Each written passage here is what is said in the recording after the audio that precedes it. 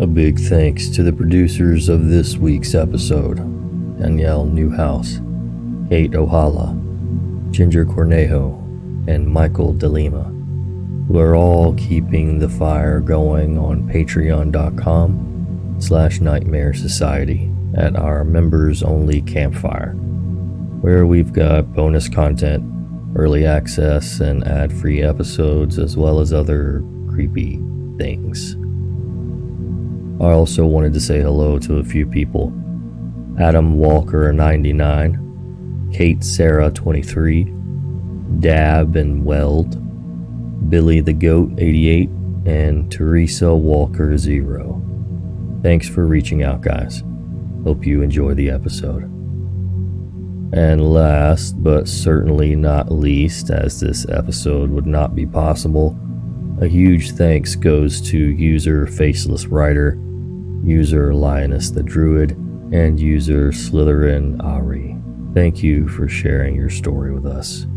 I picked these stories specifically because several of you have told me you primarily listen while driving, so I thought these might be extra creepy for those of you driving and listening.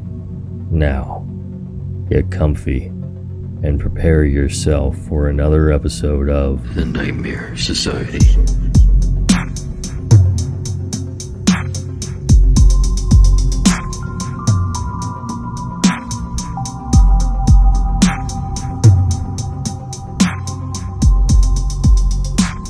This particular event happened almost a year ago, sometime in mid-October. A couple of friends and I drove out to visit an old friend of ours from high school, George, who now lived about an hour outside of the city. We spent the whole day with him, and it was really late when we finally decided to start the drive back home. My friend Lisa was passed out in the passenger seat. She had a few drinks and decided to spend the ride home asleep. My other friend Sam was sitting in the back seat behind Lisa and was playing a game on her smartphone. I, of course, was driving. I was following the GPS's instructions back to the freeway. At that moment, we were driving down a dark street with thick trees bordering both sides. Everything was pretty peaceful, with the only sounds I could hear being that of the car moving along the road and the radio on low volume. Suddenly, my car let out a loud jolt, and it felt as if I had hit something. Sam let out a shocked scream while Lisa remained dead asleep.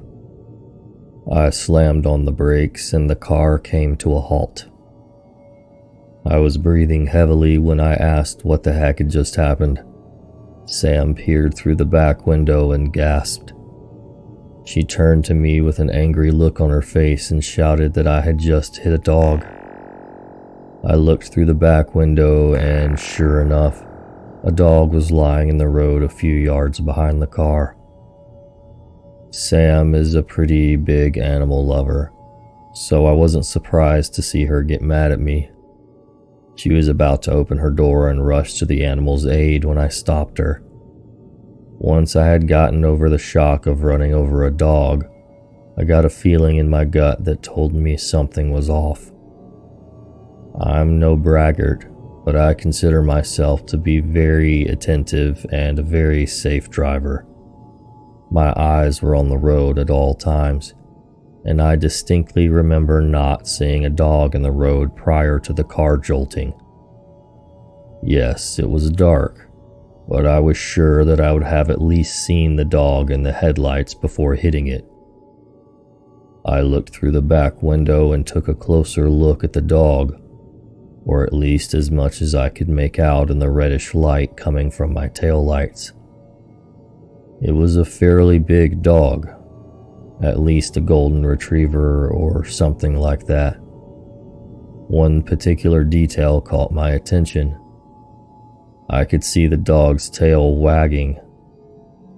Now, I'm no expert on the mannerisms of animals, but I was sure the last thing a dog would do after being hit by a car would be to wag its tail. After a moment of thought, I pressed my foot down on the accelerator and sped off. Sam snapped at me and ordered me to go back, but I told her that something was wrong with the whole situation. She continued to argue, but she fell silent as she turned back towards the back window. She asked, "What the heck?" with a shaken voice. I looked in the rearview mirror. Though it was dark, I was able to make out the silhouettes of 3 large figures emerging from the trees on the side of the road. The dog was now up on its feet and jumping around joyfully. The 3 figures looked in our direction as I pressed my foot down on the gas harder and sped off. Sam and I remained silent for the rest of the ride home. It wasn't until a few days later that we told Lisa about it. We've been back to visit George a few times since then, but we always make sure to leave before sunset. Still, I dread to think about what would have happened if we had gotten out of the car.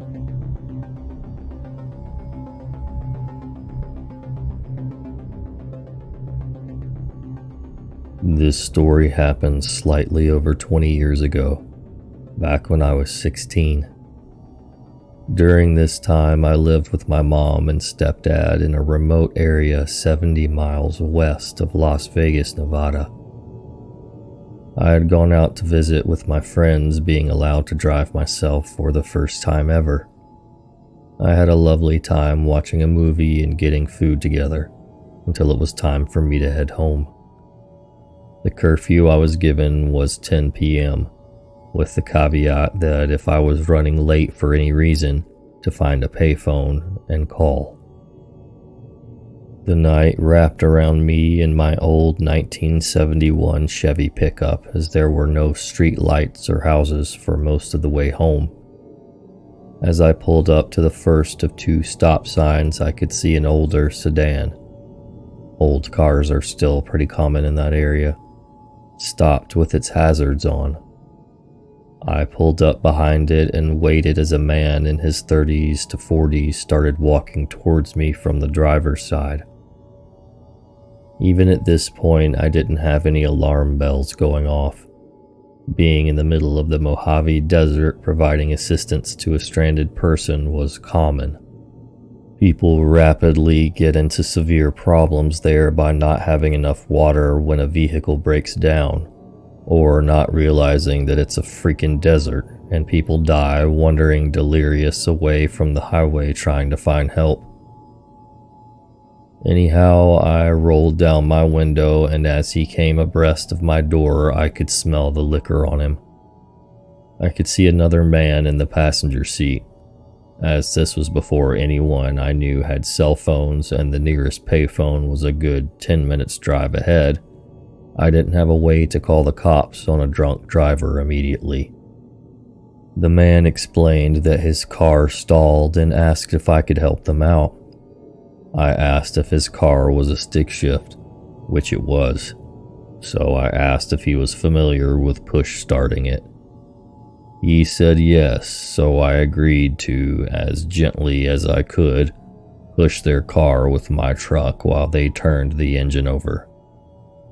For anyone that isn't familiar, this is a way to start a manual car that is having battery or starter issues, specifically to get it somewhere to work on it. I knew my truck would be fine, and I didn't feel like it would be wise to get out and try to push the car physically. Push starting the car worked without a hitch, but here's where things go south. They get back out and thank me. They invite me to hang out and have some fun with them. I decline. They pull off to the side of the road and I continue on my way, only they start following me. So here I am. It's 9:50. I'm running late because I stopped to help them. Admittedly, I hadn't given myself much leeway from leaving my friends. These drunk, creepy older guys have started to follow me on a road without any man-made light, except for car headlights. and I'm at least 10 minutes away from a payphone. I think to myself, maybe I'm being paranoid, so I turn down a road that I know gave me a couple of turnoffs to either head back to town or loop around to the gas station with a payphone. The car follows behind me. I'm thinking, crap. I take another turn that only leads to a couple of houses at the end of the road, and they turn behind me. I take another turn to loop around back to the gas station, and they followed me once again. So at least I know they are actually following me and not just heading home. At this point, my heart is pounding. I decided to try something to lose them. I pull to the side of the road. I see them pull up behind me. I wait as the driver gets out of the car and begins walking towards me. His companion also gets out and starts walking towards me. I wait until they almost get to my tailgate, and then I floor it. My wheels dig into the rocks and poof dirt, causing a cloud behind me. Now, with a lead, I head towards the gas station. The gas station is deserted, but the payphone is showered in the light from the gas pumps. I hurry over and call home and explain what happened and why I was running late. My stepdad asked if the gas station worker could be seen, and I let him know I couldn't see him behind the counter. He was probably in the back. I wasn't in trouble, but I was asked to hurry home immediately. So, to the two drunk idiots that had ill intentions with 16-year-old me on my first night of driving by myself, let's not meet again.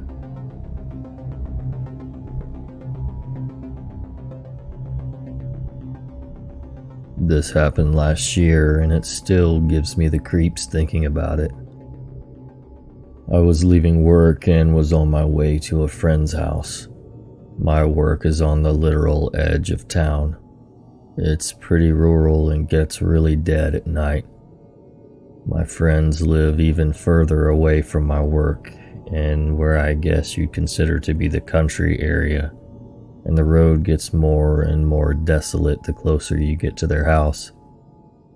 I clocked out of work and went to my car and called my friend to talk to her on the phone about something while I drove out to her and her boyfriend's house.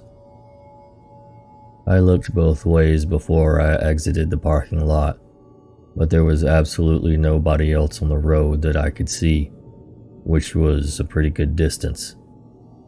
I made it a mile or so down the road when I see headlights behind me and coming up really fast. It was a full-size pickup truck that had been lifted, and he got so close to my car that all I could see out my back window was the Chevy badge on his grill. I thought he wanted to pass me, so I waved out the window for him to pass using the suicide lane, since the road was only 2 lanes there. Instead, he started laying on his horn. Mind you, I'm not a slowpoke driver. I was already doing 55 in a 45, so it's not like I was inconveniencing him with my speed. I tell my friend what's happening and she tells me just to keep going, and that he'll probably leave me alone eventually. He stays glued behind me for another mile or so, occasionally honking some more.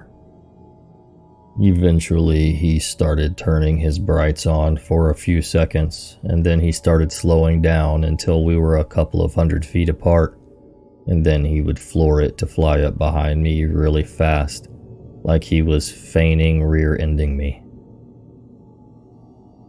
I'm getting more sketched out at this point, and my friend is trying to calm me down and telling me to just keep driving. At this point, I'm really scared that he's going to hit me, and I wanted to get away. But there were no businesses open that late this far out of the city. In fact, there wasn't really any places to be open anymore at all. Just fields and some houses every now and then. I decided to floor it and try to outrun him. figuring my Corolla might not be a Formula One car, but surely it's a heck of a lot quicker than an old pickup truck, and I thought I could get some distance. I got up to 85 and kept an eye on him, and he didn't seem to be trying to catch up. I felt a little safer and assumed he'd given up, so I dropped back down to 60 and informed my friend that it worked and he was done. I still had tunnel vision from the adrenaline, and I didn't realize he was flying up behind me again until he was barreling down towards me, doing probably 85 or 90. I realized he wasn't slowing down, so I braced myself for the impact and told my friend he was about to rear-end me. Instead, he cut around me, missing my car by inches, and flew around in front of me. The next part was my fault. I instinctively turned on my blinker, which let him know I was about to turn onto the road, so he immediately whipped up the curb to cut in front of me again. My friend's house is on a corner, so her and her boyfriend were able to see everything now, but I had a bit of a ways to go before I got into her driveway. The truck stayed put in the middle of the road this time, and he wasn't moving, so I tried to go around him. As soon as I started to pass him, he floored it and cut to the left, nearly hitting my front end and blocking the road completely. I was feeling braver now that I knew help was on the way and my friends were there. So I laid on my horn, yelled some choice words, and told him to move his out of the way. My friend and her boyfriend had gotten to the edge of the property where we were by then, and I guess the driver took notice of them, and they started slowly moving out of my way. I pulled into her driveway as fast as I could and looked out the rearview mirror to see him slowly driving up to her driveway where he stopped. I couldn't see his facial features because it was so dark, and he was kind of far away, but I could tell he was staring at me the whole time. My friends had gotten to the car just as he had gotten to the driveway, and I watched my friend approach the truck. I heard her tell him, "You need to leave now. The cops are on their way." And they stared at each other for a few seconds before he slowly continued on. Our neighborhood is a giant loop and he never exited, so we felt adventurous and sneaked out around the block in search of where he went while we waited on the cops. We found the truck parked at a house and returned just as the police arrived. We told the cops where the truck was, and the officer returned informing us that there was no answer at the door, and he left.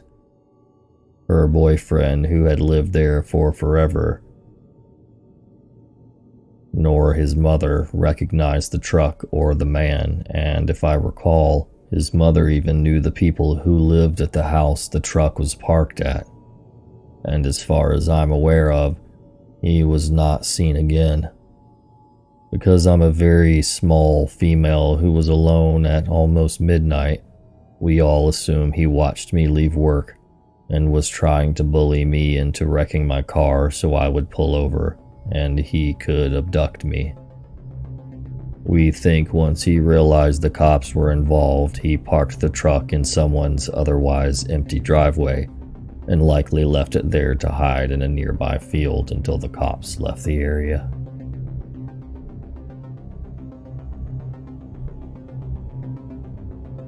Again, thank you to our contributors for sharing their stories with us. Don't forget to send your true horror stories to nightmaresocietyradio@gmail.com. And check me out on my social media linked in the description, as well as our members-only campfire on patreon.com/nightmaresociety. Until next time, stay safe and sweet dreams.